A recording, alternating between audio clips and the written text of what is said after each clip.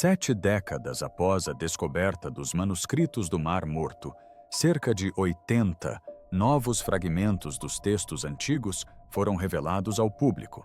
Eles estão sendo decifrados. 2000 anos depois, graças em parte à inteligência artificial. Nas ruínas de uma sinagoga do Mar Morto, arqueólogos encontraram um pergaminho tão queimado que se desfez em pó ao menor toque. E esse é um fenômeno que observamos e que afeta os manuscritos do Mar Morto tanto quanto qualquer outro tipo de artefato arqueológico.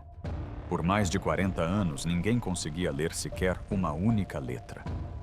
Então a inteligência artificial entrou em cena e reconstruiu a escrita linha por linha.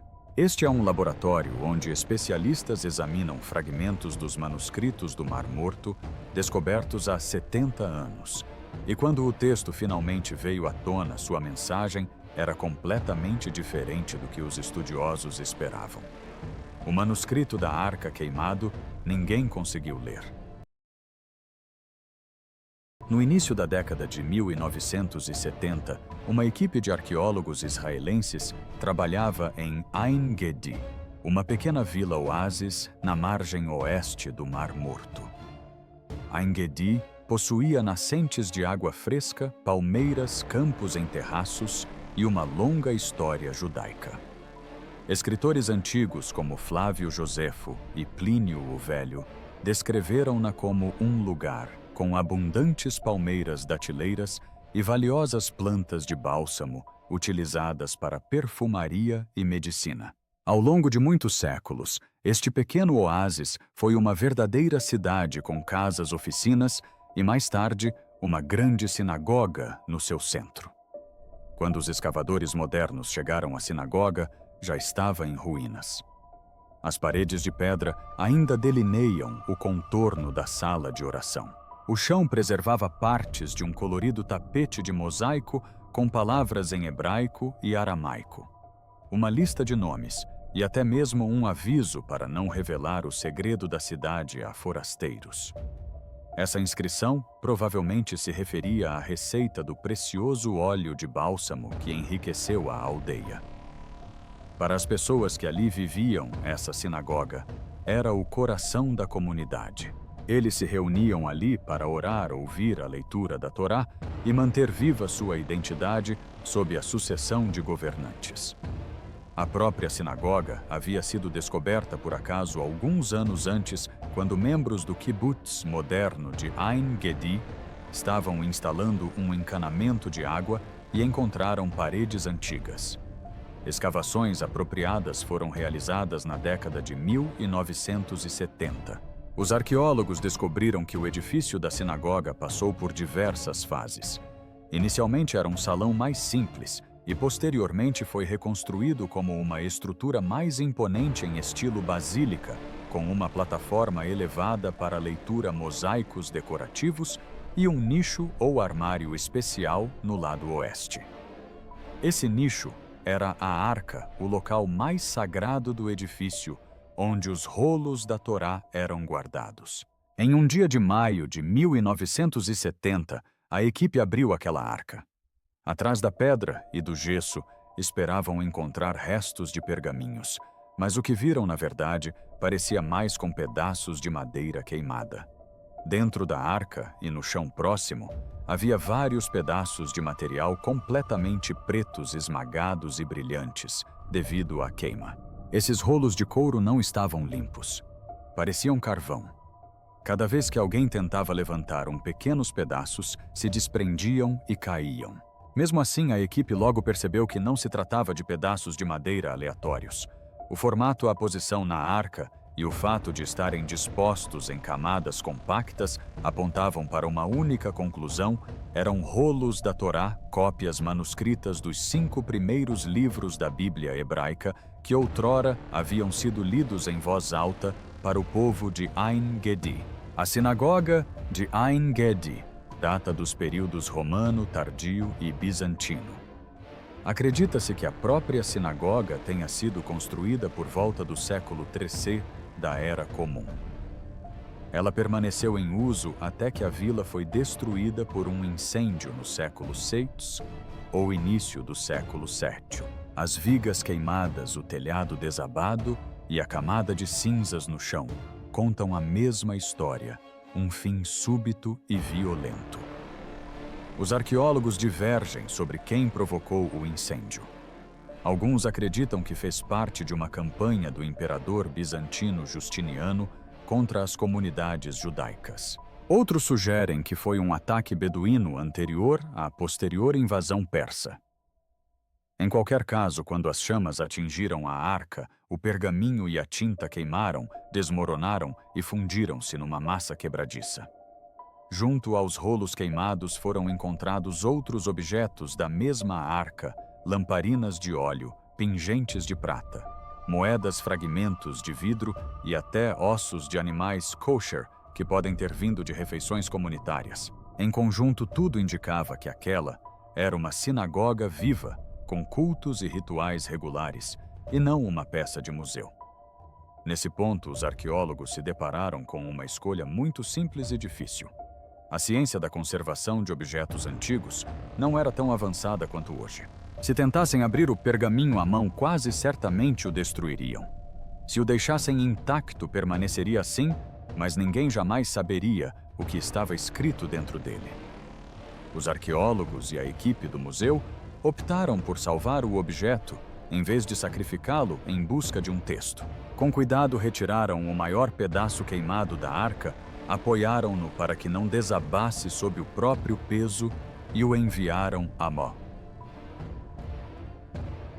a Autoridade de Antiguidades de Israel, para armazenamento.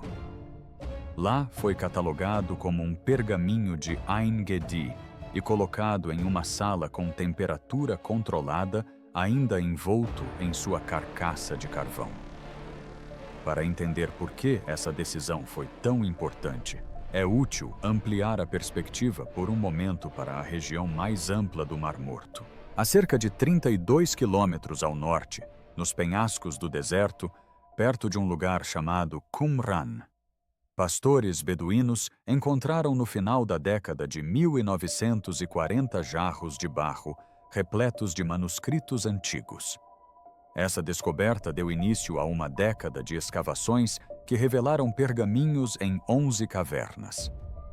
Esses manuscritos, agora conhecidos como Manuscritos do Mar Morto, incluíam as cópias mais antigas de muitos livros bíblicos já encontradas, o que levou a Autoridade de Antiguidades de Israel a intensificar suas operações no deserto da Judéia.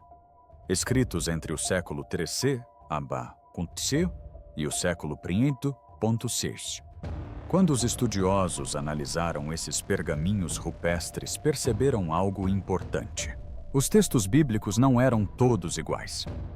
Algumas cópias correspondiam à redação que mais tarde se tornou padrão nas Bíblias judaicas. Outras se alinhavam mais com a tradução grega usada pelos primeiros cristãos. Outros ainda eram semelhantes à versão mantida pela comunidade samaritana. Em termos simples, os pergaminhos mostravam que no período do Segundo Templo existiam várias versões dos mesmos livros em uso simultaneamente.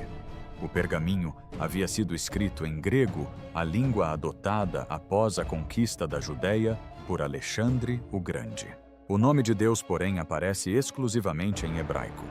Essa ideia é frequentemente chamada de pluralidade textual, mas na realidade significa apenas que a redação das Escrituras ainda não estava completamente definida em todos os lugares. Por isso, um rolo da Torá queimado numa sinagoga de uma aldeia próxima ao mesmo mar foi um acontecimento tão importante mesmo que ninguém conseguisse lê-lo. Após a escavação, o entusiasmo foi diminuindo gradualmente. O rolo de Ein Gedi permaneceu guardado em Jerusalém dentro de uma caixa em um cofre. Uma descoberta e tanto fragmentos de um pergaminho bíblico juntamente com outras relíquias foram encontrados em cavernas no deserto de Israel. Conservadores o examinavam de tempos em tempos para garantir sua estabilidade, mas ninguém se aventurou a decifrá-lo. Por mais de 4 décadas, o que dizia era simples: ninguém sabia e ninguém tinha um meio seguro de descobrir.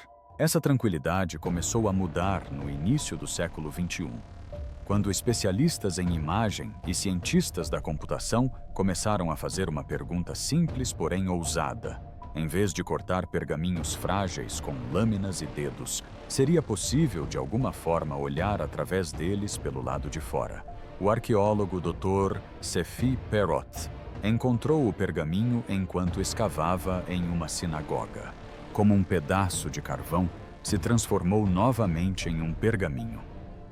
Hospitais usam máquinas de escaneamento para examinar o interior do corpo humano, e conservadores se perguntaram se a mesma ideia poderia funcionar com um pergaminho queimado. Para testá-lo, eles recorreram a uma máquina chamada microtomógrafo computadorizado micro-CT. Uma tomografia computadorizada normal é o tipo de exame de raio-x que um médico usa para ver o interior do tórax ou da cabeça. Ela tira várias radiografias finas do corpo a partir de diferentes ângulos. Um computador, então, empilha essas finas imagens para formar um modelo tridimensional. Um scanner de microtomografia computadorizada funciona da mesma maneira, mas é ajustado para pequenos objetos sólidos em vez de pessoas.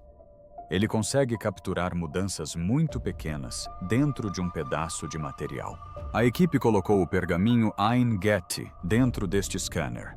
A máquina enviou um forte feixe de raios X através do pergaminho, enquanto ele girava lentamente. A cada pequena rotação do pergaminho, o scanner registrava mais uma fina camada do seu conteúdo. Quando a digitalização terminou, o computador continha um bloco de dados tridimensional que mostrava todo o interior do pergaminho. Os curadores ainda não tinham ideia se alguma tinta apareceria. Inicialmente, tudo o que tinham era uma nuvem de tons de cinza que representava diferentes densidades de material dentro do bloco carbonizado. Ao examinarem a imagem mais de perto e ajustarem o contraste, algo interessante apareceu. Dentro da forma cinza do pergaminho, havia faixas mais brilhantes que pareciam diferentes do resto. O próprio pergaminho absorveu parte dos raios-x. O ar vazio absorvia ainda menos, mas a tinta que continha elementos mais pesados, como metais, absorvia muito mais. Essa diferença se manifestava como linhas mais grossas e brilhantes na digitalização. Pela primeira vez, a equipe pôde ver que o pergaminho ainda continha traços de tinta. Isso significava que ainda havia letras ali. Realmente havia um texto oculto preso no rolo queimado. Nesse ponto, o trabalho passou dos conservadores para os cientistas da computação. A digitalização, um enorme arquivo tridimensional, foi enviada para William Brent Seals e seu grupo na Universidade de Kentucky. Ele havia dedicado muitos anos a desenvolver métodos para recuperar textos de manuscritos danificados utilizando computadores. Seu objetivo com o pergaminho de Ein Gedi era simples de dizer, mas muito difícil de realizar. Ele queria fazer no computador o que ninguém se arriscaria a fazer na vida real. Queria encontrar cada camada do pergaminho, tratá-las como páginas, achatá-las, e em seguida mostrar os traços de tinta nessas páginas na ordem correta. O primeiro problema que sua equipe teve que resolver foi entender o formato do pergaminho dentro da digitalização. Para uma pessoa, a digitalização pareceria um conjunto confuso de superfícies curvas e dobradas, todas comprimidas e deformadas pelo fogo. O computador precisava encontrar onde uma camada terminava e a seguinte começava. A equipe desenvolveu um software capaz de traçar o caminho de uma fina camada através do bloco tridimensional, quase como desenhar linhas ao redor de cada camada de uma cebola. Em seus artigos, eles chamam essa etapa de segmentação. Mas em termos simples, significa que o computador aprende a seguir uma folha de pergaminho de cada vez, conforme ela se torce e se curva dentro do rolo. Isso não foi fácil. O calor do incêndio da sinagoga havia deformado o pergaminho. Em alguns lugares, as camadas estavam coladas umas às outras. Em outros, havia bolhas, espaços vazios ou dobras. O software teve que lidar com camadas duplas, pequenas rachaduras e locais onde não era possível determinar se o material era pergaminho ou outra coisa. A equipe teve que ajustar seu método para que a superfície virtual traçada permanecesse próxima ao pergaminho real e não saltasse entre as camadas. Esse traçado meticuloso das camadas foi a parte lenta e paciente do trabalho, e foi a base para tudo o que veio depois. Assim que o software obteve um mapa nítido de uma única camada, o próximo passo foi desenhar as informações corretas nessa superfície virtual. Lembre-se de que a digitalização continha informações sobre a densidade em cada ponto. Alguns pontos mostravam pergaminho, outros ar e outros tinta. A equipe escreveu um código que pegou os pontos mais escuros e densos correspondentes à tinta e aplicou esse padrão à camada virtual de pergaminho que haviam traçado. Essa etapa é chamada de texturização, mas a ideia é simples. O computador transforma a digitalização bruta em uma imagem falsa, porém precisa de como aquela camada do pergaminho ficaria se pudesse ser descolada e esticada à sua frente. É claro que na vida real, a camada de pergaminho é curva. Ela se enrola sobre si mesma várias vezes. Você não consegue vê-la inteira de uma vez a menos que a achate. Então a equipe adicionou uma etapa final. Eles pegaram cada camada traçada e texturizada e a achataram matematicamente como se estivessem prensando uma folha de papel amassada até que ficasse lisa. Em seguida, costuraram essas partes achatadas pelas bordas. Feito isso, o computador conseguia exibir uma única imagem plana que representava uma volta completa do pergaminho. No caso do pergaminho de Ein Gedi, o processo funcionou tão bem que foi possível recuperar texto nítido a partir de 5 voltas completas da pele do animal. A imagem plana final mostrava 2 colunas de texto lado a lado. No total, havia 35 linhas de escrita hebraica. Cada linha continha cerca de 33 ou 34 letras. As letras em si eram minúsculas, com menos de 1/10 de polegada de altura, mas ainda assim apareciam como formas nítidas e claras na tela do computador. Algumas linhas estavam completas, outras estavam interrompidas onde o pergaminho havia rachado, mas o suficiente sobreviveu para que as palavras fossem legíveis. Para tornar isso possível, a equipe usou ferramentas de inteligência artificial para detectar padrões na escrita. O software aprende a diferenciar entre ruído aleatório na digitalização e as formas específicas que pertencem a traços de tinta reais. O software percorre o pergaminho imagem por imagem, traçando o formato de uma única volta do pergaminho. À direita vemos o modelo 3D produzido. Esse tipo de reconhecimento inteligente de padrões fez com que os tênues vestígios de escrita se destacassem com mais clareza, especialmente em locais onde o sinal de tinta era fraco ou estava borrado por danos. O momento mais impactante ocorreu quando todas essas etapas se uniram. Depois de anos considerando o pergaminho como um objeto inerte, os pesquisadores finalmente obtiveram uma imagem nítida de uma das voltas do pergaminho em suas telas. Em vez de uma massa negra e inútil, eles viram linhas horizontais e nítidas de letras. Assim que obtiveram essa imagem principal, os cientistas da computação enviaram as imagens de alta qualidade de volta aos estudiosos responsáveis pela coleção de pergaminhos. Esses estudiosos agora podiam fazer o que faziam de melhor. Eles podiam estudar a imagem letra por letra e linha por linha, e aos poucos decifrar o que o texto realmente dizia. E isso os chocou, porque quando os especialistas compararam essas letras com as bíblias usadas nas sinagogas, hoje perceberam que as palavras naquele pergaminho antes silencioso não eram o que muitos deles esperavam ver. A mensagem dentro do pergaminho. Quando o pedaço de tecido preto de Ein Gedi finalmente revelou suas letras, as primeiras palavras claras não eram um hino estranho, uma oração perdida ou alguma profecia nova e extravagante. eram instruções muito antigas e muito rigorosas sobre como levar animais e farinha ao altar. O pergaminho carbonizado da Arca Queimada revelou-se ser a abertura do livro de Levítico, o terceiro livro da Torá, escrito em hebraico antigo. Levítico é o livro que a maioria das pessoas ignora. 5 voltas completas do rolo de Ein Gedi. As 2 colunas distintas de escrita hebraica revelam que o rolo é o livro de Levítico.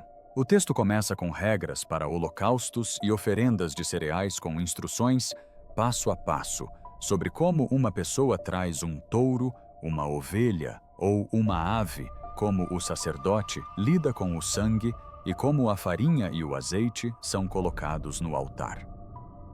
O pergaminho de Ein Gedi contém partes dessas primeiras regras. Os trechos legíveis abrangem o início do capítulo 1 e parte do capítulo 2. Não há números de capítulos, nem números de versículos, nem sinais de pontuação, nem vogais. As palavras seguem uma longa sequência de consoantes como os rolos da Torá eram na antiguidade tardia. A ausência dessas vogais é um indício discreto da antiguidade do texto. Os pequenos pontos e traços que indicam a pronúncia das vogais em hebraico foram adicionados à escrita muito mais tarde, por volta do início da Idade Média. Antes disso, os leitores aprendiam os sons corretos de memória e por tradição. Portanto, um pergaminho que contém apenas consoantes e nenhuma marca de vogal é quase certamente anterior ao século IX d.C., mesmo antes de qualquer verificação por meio de datação científica. Quando os cientistas testaram o material, analisaram uma pequena amostra carbonizada e mediram a quantidade de carbono restante. Esse processo é chamado de datação por radiocarbono. O teste realizado no Instituto Weizmann, em Israel, indicou uma data entre os séculos III e IV. Especialistas em caligrafia analisaram então o formato das letras, compararam-nas com a escrita hebraica de diferentes séculos. Uma das principais especialistas, Ada Yardeni, argumentou que o formato das letras parecia ainda mais antigo, mais semelhante à segunda metade do primeiro século d.C., ou ao início do segundo. Outro estudioso, Drew Longacre, contestou afirmando que, mesmo considerando as lacunas na amostra de caligrafia posterior, o formato das letras ainda se encaixa na datação por radiocarbono do terceiro ou quarto século. Portanto, há uma variação, não um único ano, mas todos concordam com o panorama geral. Este pergaminho foi copiado muitos séculos antes dos manuscritos clássicos da Torá medieval, nos quais a maioria das Bíblias hebraicas impressas se baseia. E apenas alguns séculos depois da escrita do último dos famosos manuscritos do Mar Morto, a descoberta representou um avanço significativo na história da Bíblia. Além disso, os manuscritos constituíram muitos exemplos do conhecimento bíblico da época. Ela se encontra em uma lacuna onde quase nenhum rolo da Torá completo havia sobrevivido. Antes que este rolo queimado falasse, muitos especialistas tinham uma ideia simples do que acontecia nessa lacuna. Os manuscritos do Mar Morto de Qumran já haviam demonstrado que nos últimos séculos antes da queda do Templo de Jerusalém, circulavam diversas versões ligeiramente diferentes da Bíblia hebraica. Algumas cópias se alinhavam de perto com o que mais tarde se tornou o texto judaico padrão. Outras se inclinavam mais para a antiga tradução grega, conhecida como Septuaginta, ou para a forma samaritana, usada pela comunidade samaritana. Algumas até misturavam características de mais de um grupo. Por isso, muitas pessoas esperavam que um rolo de Levítico de algum momento dos primeiros séculos d.C. não fosse idêntico à Bíblia hebraica moderna, palavra por palavra. Esperavam pelo menos algumas pequenas surpresas na redação. Talvez algumas linhas fossem mais curtas, ou uma ou duas frases aparecessem em um lugar diferente, ou ainda víssemos uma mistura de características de diferentes famílias textuais. A descoberta em Ein Gedi não correspondeu às expectativas. O que ela revelou, na verdade, foi quase o oposto. Assim que as letras ficaram nítidas na tela, a equipe entregou o texto a especialistas na Bíblia hebraica. Emanuel Tov e seus colegas compararam as linhas dos novos pergaminhos com o texto hebraico medieval padrão de Levítico, a forma conhecida como texto massorético. Massorético é apenas o nome dado ao principal texto tradicional da Bíblia hebraica, usado na maioria das comunidades judaicas por muitos séculos. O que eles descobriram surpreendeu até mesmo aqueles que já acreditavam na estabilidade do texto. Linha por linha, tudo coincidia perfeitamente. De fato, na parte que sobreviveu o pergaminho de Ein Gedi, é idêntico ao texto massorético medieval, tanto em suas letras quanto em suas quebras de parágrafo. Não apenas semelhante, não quase igual, mas idêntico.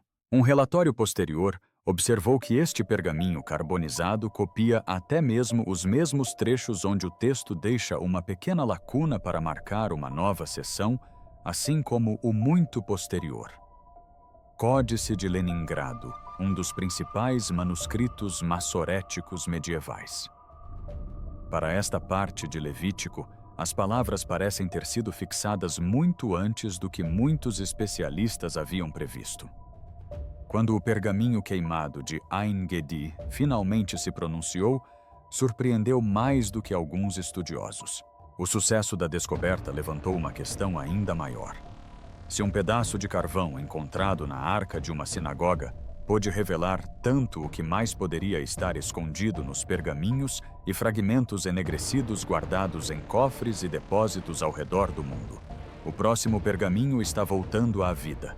A mesma combinação de raios X de alta energia e inteligência artificial está sendo aplicada em outro famoso cemitério de livros, a Biblioteca Enterrada de Herculano, na Itália. Quando o Monte Vesúvio entrou em erupção em 79 de Temustes, cobriu uma cidade litorânea e uma grande vila com lama e cinzas quentes. A antiga cidade litorânea romana de Herculano foi soterrada junto com Pompeia em 79. Dentro dessa vila, mais tarde chamada de Vila dos Papiros, centenas de rolos de livros foram cozidos até endurecerem e escurecerem. Trabalhadores do século XVIII desenterraram alguns deles e tentaram abri-los manualmente. Muitos simplesmente se estilhaçaram em lascas e pó. Outros foram cortados ao meio, perdendo-se para sempre trechos de texto. Por mais de 200 anos, a maior parte daquela biblioteca parecia um amontoado de carvão inútil. Nas últimas décadas, isso começou a mudar. Pesquisadores examinaram vários dos pergaminhos de Herculano com máquinas especiais de raios X capazes de detectar minúsculas variações de densidade em objetos sólidos. Em seguida, eles usaram o desdobramento virtual, a mesma ideia básica que resgatou o pergaminho de Ein Gedi, para construir imagens planas das páginas ocultas. Inicialmente mesmo, essas imagens mostravam quase nada, pois a tinta no papiro nem sempre se destacava nas digitalizações. Então, a equipe da Universidade de Kentucky liberou os dados brutos da digitalização tridimensional para o público e, juntamente com investidores de tecnologia, lançou algo chamado Desafio Vesúvio. Era uma proposta simples para programadores e estudantes do mundo todo. Se você conseguisse treinar uma IA para detectar tinta e letras dentro desses tubos pretos melhor do que qualquer outra pessoa, haveria um prêmio em dinheiro esperando por você. No início de 2024, 3 jovens competidores haviam feito exatamente isso. Eles ensinaram seu código a procurar por minúsculas mudanças de textura na digitalização que correspondessem à tinta seca. O programa então juntou esses pontos para formar letras e palavras gregas. Seu trabalho extraiu mais de 2.000 caracteres legíveis de um pergaminho lacrado o suficiente para lhes render o grande prêmio de os 700.000 do Desafio Vesúvio. O texto que revelaram não era uma lista aleatória nem uma história mítica. Era uma discussão filosófica sobre o prazer, muito provavelmente do escritor epicurista Filodemo, abordando temas como música, comida simples e se iguarias raras são realmente melhores do que as comuns. As mesmas ferramentas já estão sendo exploradas em profundidade. Outro pergaminho carbonizado de Herculano, conhecido como Ferc Cento e 72 em Oxford, também foi desenrolado virtualmente. Nesse caso, exames avançados de raio-x e inteligência artificial identificaram colunas em grego que incluem a palavra para desgosto escrita mais de uma vez, ajudando os estudiosos a relacionar o texto a uma obra sobre falhas morais novamente ligada a Filodemo. Obrigado por assistir. Agora confira os vídeos que aparecem na tela para mais histórias inacreditáveis.